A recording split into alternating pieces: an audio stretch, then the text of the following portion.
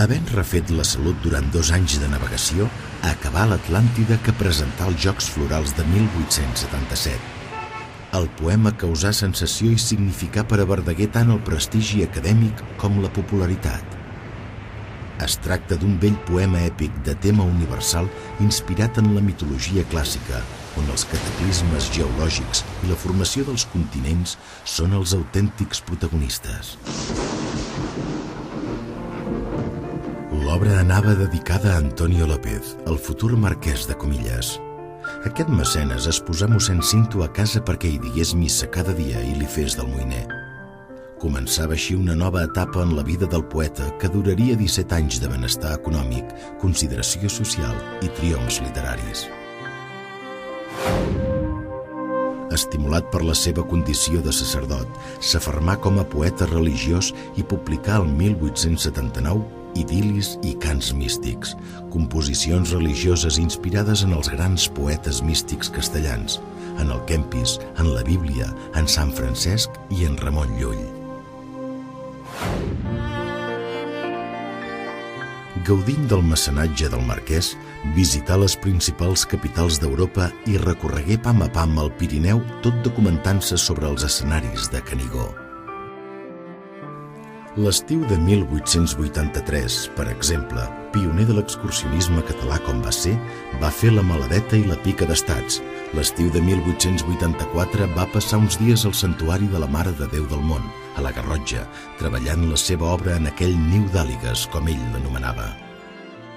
El llibre Excursions i viatges relata part d'aquestes sortides on el poeta es revela com a excel·lent prosista. L'Oneva, com los altres rius d'ací al nord, és immens.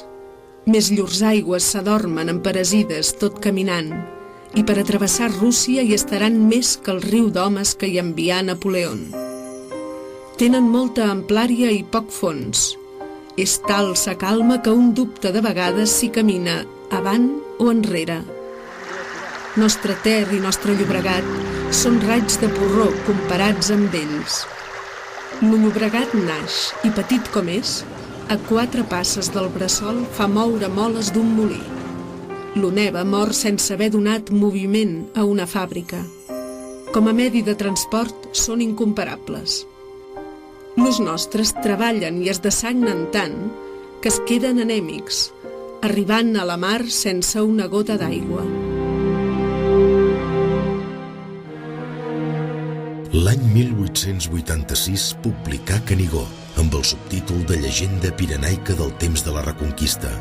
Aquí Verdaguer mitifica els orígens de Catalunya en la llegenda de Gentil, fill de Tallaferro, que lluita al costat del seu oncle Guifré contra els moros que envaeixen les terres catalanes. Gentil, però, no és l'heroi salvador de l'època clàssica, sinó un visionari que, enamorat de Flor de Neu, la reina de les fades del Pirineu, mor assassinat perquè no ha complert els deures de cavaller. Guifré, el comte assassí, expia el crim fundant el monestir de Sant Martí del Canigó. Després, l'abat Oliva planta la creu al cim de la muntanya. I és que per a Verdaguer, providencialista com és, la salvació només pot ser protagonitzada per la creu. El Pirineu hi és vist no com a frontera, sinó com a columna vertebral de la nació catalana. Canigó es publicà en un moment històric d'esperança nacional i esdevingué un projecte de restauració de Catalunya que respon als paradigmes del catalanisme conservador de Cullell i Torres i Bages. Com 2 gegants d'una legió sagrada, sols encara hi ha drets 2 campanars. Són los monjos darrers de l'encontrada que ans de partir, per última vegada contemplen l'enderroc de sos altars. Són 2 formidables sentinelles que en lo conflent posà l'eternitat. Semblen garrics, los roures al peu d'elles. Les masies del pla semblen ovelles al peu de llur pastor agegantat. Una nit fosca el seu germà parlava-lo de Cuixà. Doncs que has perdut la veu? Alguna hora a ton cant me desvetllava i ma veu a la teva entrelligava cada matí per beneir a Déu. Campanes ja no tinc, li responia l'oferreny campanar de Sant Martí. Oh, qui pogués tornar-me-les un dia, per tocar morts pels monjos les voldria, per tocar morts pels monjos i per mi. Que tristos, ai, que tristos me deixaren, tota una tarda los vegi plorar. 7 vegades per veure'm se giraren, jo guaito fa 100 anys per on baixaren. Tu que vius més avall, no els veus tornar? Aquests monestirs avui són en part restaurats. També és restaurat el de Ripoll, on l'any 1886, en una gran festa, el bisbe Morgada es coronà Verdaguer com a poeta de Catalunya. Eren dies de glòria.